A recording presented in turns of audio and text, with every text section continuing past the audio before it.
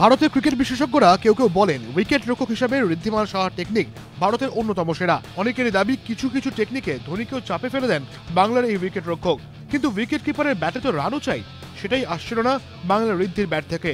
কোহলির দলে উইকেটের পেছনে সবচেয়ে বড় ভরসা ঋদ্ধিমান এবার ব্যাট হাতেও ভরসা জোগালেন দলকে। মাত্র 126 রানে 5 উইকেট পড়ে যাওয়ার পর অশ্বিনকে সঙ্গী করে ভারতকে টেনে তোলেন ঋদ্ধিমান।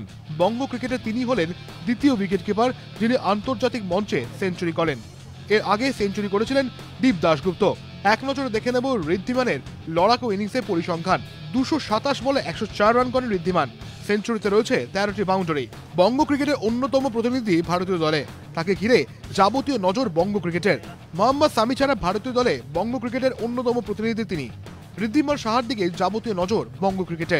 গত বছর শ্রীলঙ্কা সফরে দুবার হাফ সেঞ্চুরি করলেও কাঙ্ক্ষিত সেঞ্চুরি আসছিল না, অবশেষে এলো এবং সেই সেঞ্চুরি কোণঠাসা ভারতকে ওয়েস্ট ইন্ডিজের বিরুদ্ধে তৃতীয় টেস্টে টেনে তুলল ভদ্রস্ত রানে।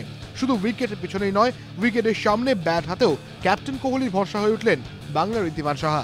এবিপি আনন্দ।